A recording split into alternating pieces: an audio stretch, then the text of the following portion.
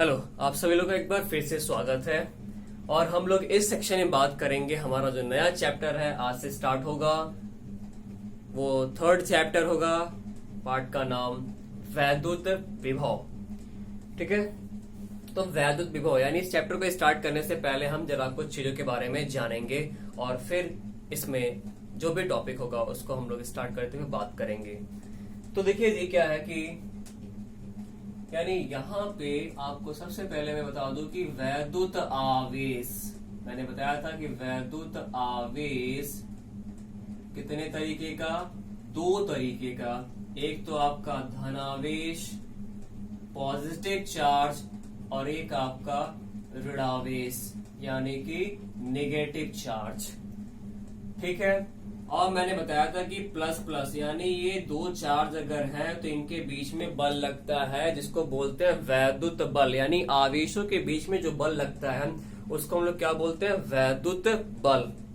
ठीक है, यानी अगर प्लस प्लस है और या माइनस माइनस है तो इनके बीच में वैद्युत बल, और वो भी कौन सा होगा, प्रतिकर्षण। कौन सा, यानी अगर सेम चार्ज है तो उसमें क्या होता है, प्रतिकर्षण होता है।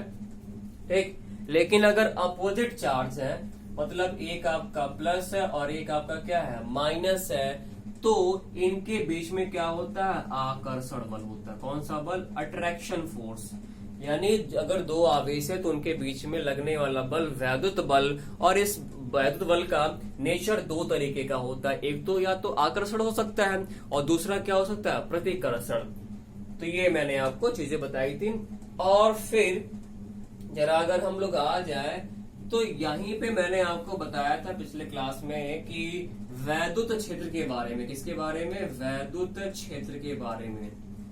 वैद्युत क्षेत्र ये क्या है कि अब जरा इसको मैंने बताने के लिए एग्जाम्पल ले लेता हूँ चुंबक का। चुंबक का आपका पाला बचपन से पढ़ा होता है और चुंबक वाला खेल आप खेले होते हो। चुंबक और आवेश में काफी कुछ समानता होती है। ठीक है, आवेश में प्लस आवेश माइनस आवेश, चुंबक में उत्तरी ध्रुव और दक्षिणी ध्रुव। चुंबकों में भी क्या होता है, आकर्षण और प्रतिकर्षण होता है। जैसे समान ध्रुव लाइए एन एन को चाहे एस एस को, तो प्रतिकर्षित होते हैं चुंबक, एक दूसरे से दूर भागते हैं। लेकिन अगर एक का एन है और एक का क्या है, एस है, तो चुंबकों में क्या होता है, आकर्षण होता है। ठीक है, जैसा कि आप आवेश में भी देख सकते हैं। ठीक है, बट चुंबक में तो आपने बिल्कुल फेल किया हुआ देखा हुआ, इसलिए मैंने उसका एग्जाम्पल लिया। तो आप क्या देखते हैं, एक चुंबक है और एक दूसरा चुंबक है।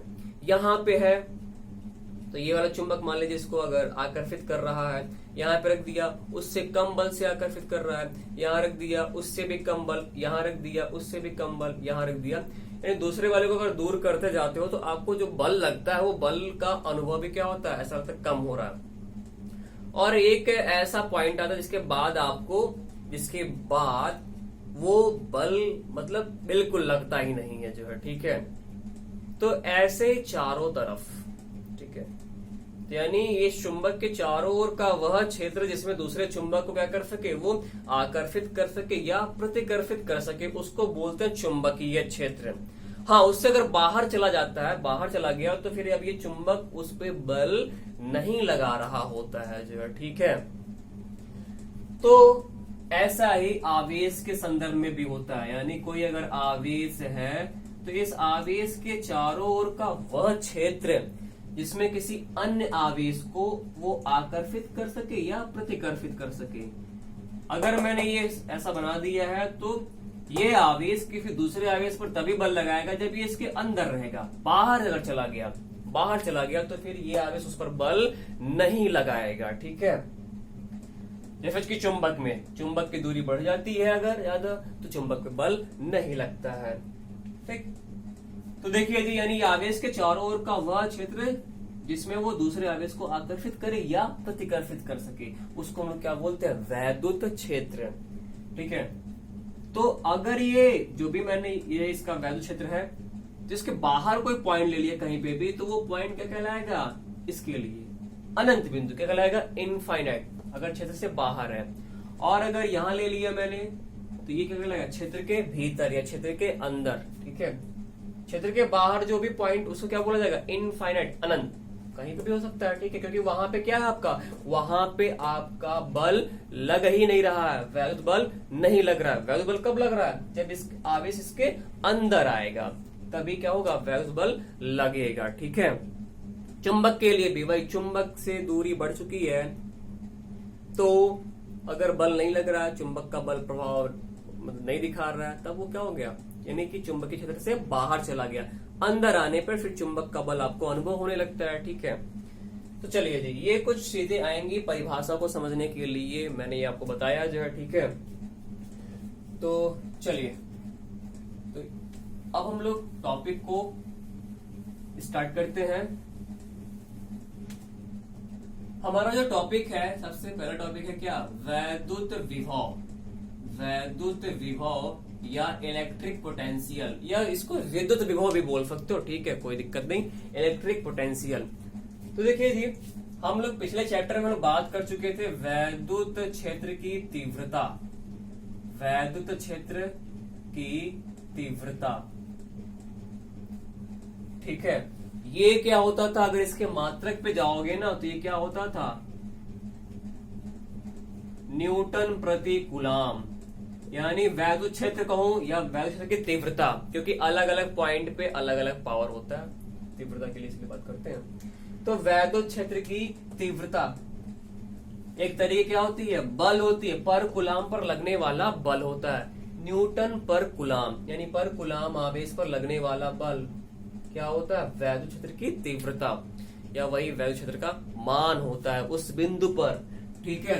अच्छा, वैद्युत विभव का अभी जब आप मात्रक जानोगे तो क्या होता है इसका मात्रक, जूल प्रति कूलाम, ठीक है।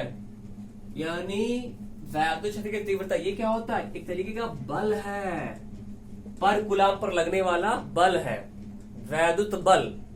और वैद्युत विभव क्या है, पर कूलाम पर किया गया कार्य, क्या होता है, पर कूलाम पर, प्रति कूलाम पर किया गया कार्य। तो ये सिंपल सी भाषा में आप समझ सकते हैं कि वैद्युत क्षेत्र की तीव्रता और इन दोनों में अंतर क्या है। ये वैद्युत क्षेत्र की तीव्रता पर कूलाम पर लगने वाला बल, और वैद्युत विभव क्या है, इलेक्ट्रिक पोटेंशियल क्या है, पर कूलाम पर किया गया कार्य। तो चलो भैया, अब आते हैं हमारे जो भी परिभाषा है उस पे, जो हमारा टॉपिक है कि वैद्युत विभव इलेक्ट्रिक पोटेंशियल क्या है। तो यानी इसको अगर हम बात करें वैद्युत विभव का, तो इसको लिखते हैं V से, किससे लिखते हैं, V से। अब V बराबर क्या होता है, W अपॉन Q, V बराबर क्या होता है, W अपॉन Q। तो ये आपका सिंपल सा, अगर ये कोई वैद्युत क्षेत्र है, ये आपका वैद्युत क्षेत्र है, तो बाहर जो बिंदु होगा वो क्या होगा, इनफाइनाइट, अनंत होगा।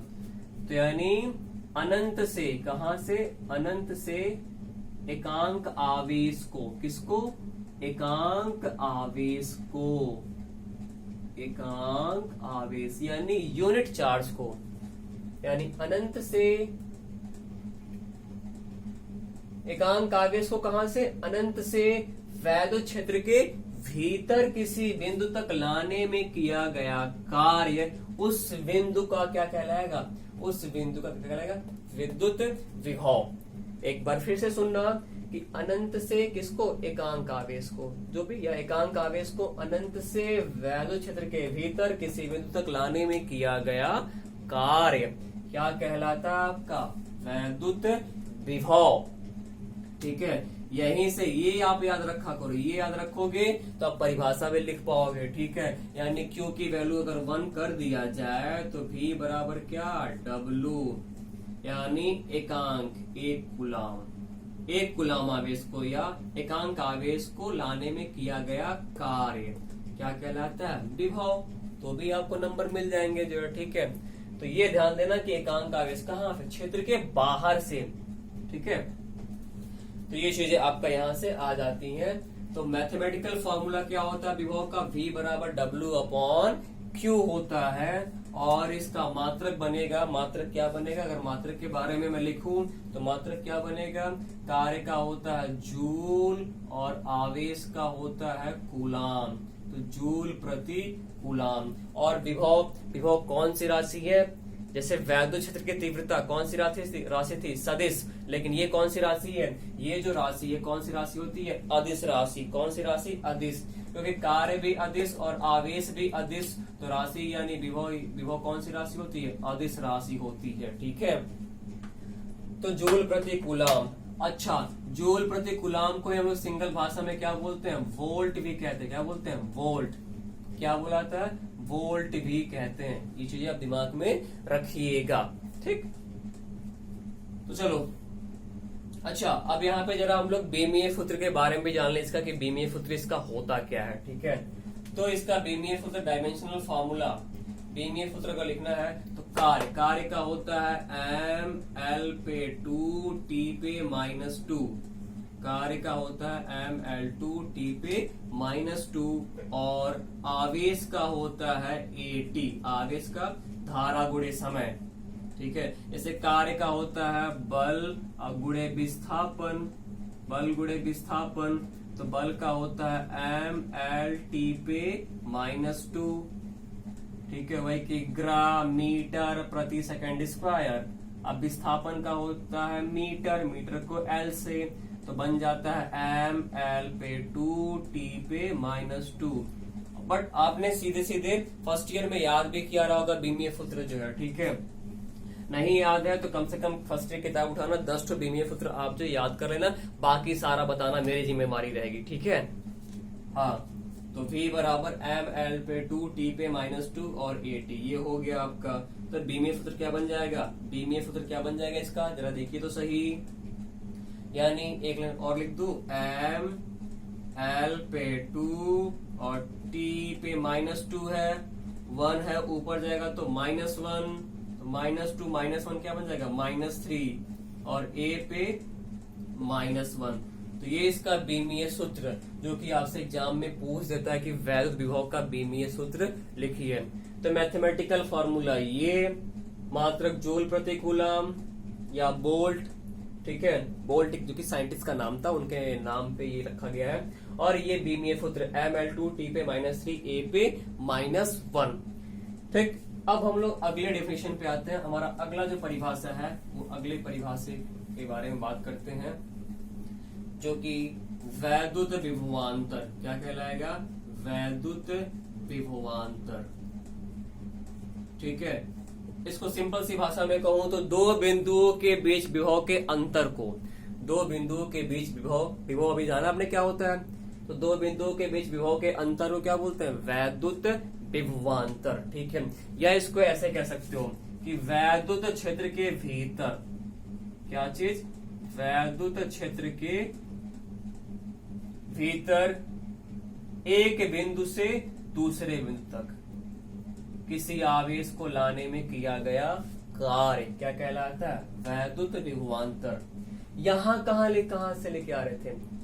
जो बिंदु था वो अनंत से यानी बाहर से क्षेत्र के अंदर, और यहाँ पे क्या दोनों के दोनों पॉइंट क्या है? क्षेत्र के अंदर ही है। ये डिफरेंस आप देख पा रहे होगे। ठीक है, तो यानी वैद्युत क्षेत्र के भीतर एकांक आवेश को एक बिंदु से दूसरे बिंदु तक लाने में किया गया कार्य क्या कहलाता है? आपका क्या कहलाता है? वैद्युत विभवांतर। यानी अगर ये V1 है और ये क्या है? V2 है। ठीक है, तो ये चीजें आपका यहाँ पे देखिए कैसे बन जाएगा। तो वैद्युत विभवांतर को हम लोग डेल्टा V से, किससे लिखते हैं? डेल्टा V से, और वही W होगा अपॉन Q होगा। ठीक है, चीजें वही हैं। यहाँ पे एक बिंदु बाहर और एक बिंदु अंदर, और यहाँ दोनों के दोनों क्या होते हैं? अंदर होते हैं। ठीक है, तो यहाँ से देख लीजिए क्या बन जाएगा, यानी डेल्टा वी निकालना है तो दोनों का अंतर निकाल लीजिए, अंतर निकाल लीजिए, यानी क्या हो जाएगा? V2 माइनस V1 बराबर W अपॉन Q।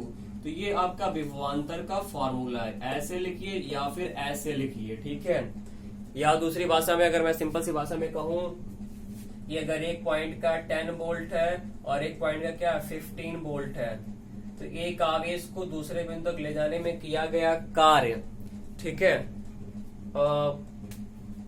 तो वो तो आपका जो भी होगा वैद्युत विभवांतर आ जाएगा। तो अगर यहाँ पे मैं बोलूं कि विभवांतर कितना है, कितना विभवांतर है, 10 है, 15, तो विभवांतर सीधे सीधे आप बता सकते हो, सीधे सीधे बता सकते हो भैया कितने का विभवांतर, 5 का। ये 15 वोल्ट पे और ये 10 वोल्ट पे, तो इनके बीच में कितने का अंतर है, 5 वोल्ट का अंतर है। ठीक है। अब यहाँ पे एक और मैं भी आगे बताऊंगा कि जैसे जो धनावेश होता है, धनावेश हमेशा हाई वोल्टेज से लो वोल्टेज, धनावेश जो है हाई वोल्टेज से लो वोल्टेज आता है, और ऋणावेश जो है वो लो वोल्टेज से हाई वोल्टेज की तरफ फ्लो करता है जो है। ठीक है। तो ये आपका यहाँ से अगर मैं बोलूं कि इनके बीच विभवांतर कितना है, तो यहाँ का 10 वोल्ट, यहाँ का 15, दोनों के बीच में कितने का अंतर, 5 वोल्ट का अंतर है। अगर यहाँ का अगर मैं बोल दूं जैसे कि एक बिंदु यहाँ 10 वोल्ट का है और ये भी 10 वोल्ट का है, तो इनके बीच में अंतर कितने का है, कितने का डिफरेंस है। दोनों बिंदुओं पे अगर समान वोल्टेज है तो फिर अंतर कितना होगा, अंतर कितना होगा, 0 होगा। क्या होगा, 0 होगा। ठीक है। इस पे आपके क्वेश्चन बन जाएंगे, कैसे बनेंगे मैं आपको अभी बताऊंगा। तो ये आपका रहा वैद्युत विभवांतर, और जिसका मात्रक वही होगा वोल्ट बीमीय सूत्र। ठीक है। क्योंकि भाई वोल्टेज का ही तो अंतर है, 5 वोल्ट में से 10 वोल्ट घटा मतलब 5 वोल्ट में से 3 वोल्ट घटाओगे तो कितना आएगा, 2 वोल्ट। अंतर कितने का आ रहा, 2 वोल्ट। तो मात्रक तो वही होगा, बीमीय सूत्र भी वही होगा। तो वैद्युत विभवांतर का भी मात्रक और बीमीय सूत्र सब कुछ वही होगा जो कि वैद्युत विभव का होता है। इसमें आप कोई डाउट या कोई संदेह नहीं रखेंगे जो है। ठीक है। तो उम्मीद करते हैं इतनी चीजें आपको क्लियर हुई होंगी, स्पष्ट होंगी।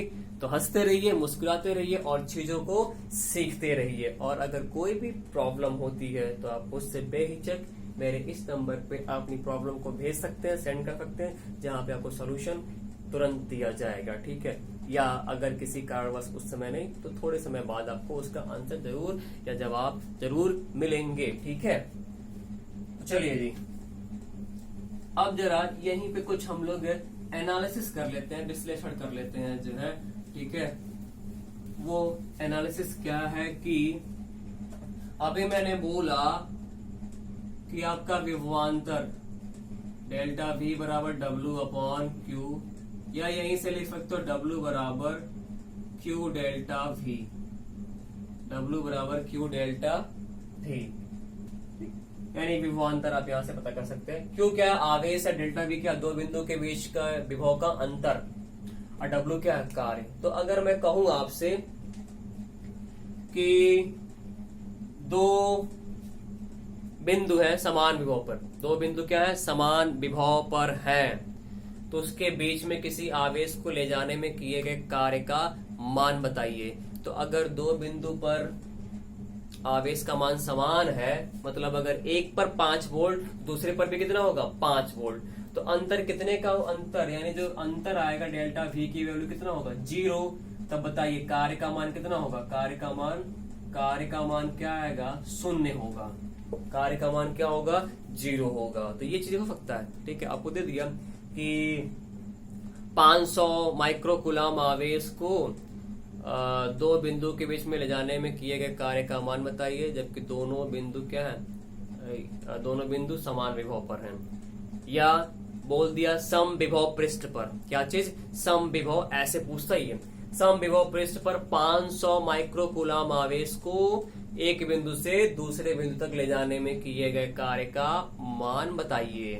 तो कार्य W 500 और सम विभव दिया हुआ है, तो अब डेल्टा V के लिए परेशान हो गए। सम विभव मतलब क्या होता है, जिसके हर एक बिंदु पर विभव का मान क्या होता है, समान होता है। इस पर अगर 5, इस पे भी 5, इस पे भी 5, इस पे भी 5। ठीक है। हर जगह समान होगा। तो समान होगा तो उनके बीच में, दोनों के बीच में अंतर कितने का आएगा भैया, कितने का अंतर होगा, 0। तो 0 हो जाएगा, तो कार्य का मान क्या आएगा, 0 आएगा। ठीक है। तो ये चीजें आप स्पष्ट रखेंगे, क्लियर रखेंगे जो है। ठीक है। चलिए, तो हम लोग जरा कुछ आगे भी बात कर लेते हैं कि अगर मैंने वही बोला, कोई भी अगर Q आवेश है तो इसको एक बिंदु से दूसरे बिंदु, अगर ये इसके बीच में विभवांतर कितने का है, कितने का वोल्टेज डिफरेंस है या पोटेंशियल डिफरेंस है, अच्छा रहेगा। विभवांतर डेल्टा V का है, तो इस आवेश को ले जाने में किया गया कार्य का मान क्या होगा? तो जो कार्य होगा वो कार्य क्या होगा? W बराबर Q इंटू डेल्टा V। कार्य क्या होगा? Q into delta V। यानी किसी भी Q आवेश को दो बिंदुओं के बीच ले जाने में कार्य का फॉर्मूला क्या होता है? W बराबर Q into delta V। Delta V क्या? दोनों बिंदुओं के बीच विभवांतर। अच्छा, अब जब अगर वो जा रहा है तो कार्य करना पड़ेगा। अब वो कार्य की वजह से वो जा रहा है, यानी वो कार्य उसको किस ऊर्जा में मिल जा रही है? गतिज ऊर्जा के रूप में। किस रूप में मिल जा रही है? गतिज ऊर्जा के रूप में। यानी जो भी कार्य हो रहा है उस कार्य के वजह से वो कार्य उसको किसके रूप में मिल जाएगा? गतिज ऊर्जा के रूप में मिल जाएगा। तो कार्य कितना? Q इंटू डेल्टा V और गतिज ऊर्जा क्या होता है? Half mv square. Half mv गतिज ऊर्जा क्या होता है? हाफ द्रव्यमान गुणे वेग का square, half mv square. m क्या है? जो भी आवेश उसका द्रव्यमान है, और ये भी, ये दोनों भी में भैया अंतर है, दोनों सेम नहीं है, कंफ्यूज मत होइएगा। ये भी आपका डेल्टा V क्या है? विभवांतर है, और ये स्मॉल v क्या है? आपका वेग है। तो यहां से क्या निकल के आ जाएगा? यहां से अगर v मैं लिखूं v बराबर, तो v बराबर क्या देगा? स्मॉल v है ये, तो क्या देगा? 2q डेल्टा v, ठीक है, इधर अब बटे में m। तो यानी यहां से आपका ये बड़ा ही प्यारा फॉर्मूला आ गया, और ये बड़ा आगे काम आएगा, ठीक है, कई जगहों पे काम आएगा। बहुत ही इंपॉर्टेंट फॉर्मूला होता है। यानी v बराबर, वेग जो है, वेग बराबर, ठीक है, अब कितने वेग से वो गया एक बिंदु से दूसरे बिंदु पर, कितने वेग से गया, उस वेग का फॉर्मूला है अंडर रूट में 2q delta V upon small m। ठीक है, 2 तो 2 है, q क्या है? आवेश है, डेल्टा V क्या है? दोनों बिंदु के बीच का विभवांतर है, और m क्या है? उस आवेश का द्रव्यमान है। तो अब अगर देखो भैया, अगर वही आवेश है, वही अगर आवेश है, तब तो q तो वही रहने वाला, उसका द्रव्यमान भी वही रहने वाला। तो वेग अब किस पर डिपेंड करेगा? वेग किस पर डिपेंड करेगा भैया? वही इंसान के लिए, वही आवेश के लिए। तो अब तो आवेश वही रहने वाला, उसका द्रव्यमान भी वही रहने वाला। तो यानी जो v है, वेग है, वो किस पे डिपेंड करेगा? विभवांतर पे। किस पे निर्भर करेगा?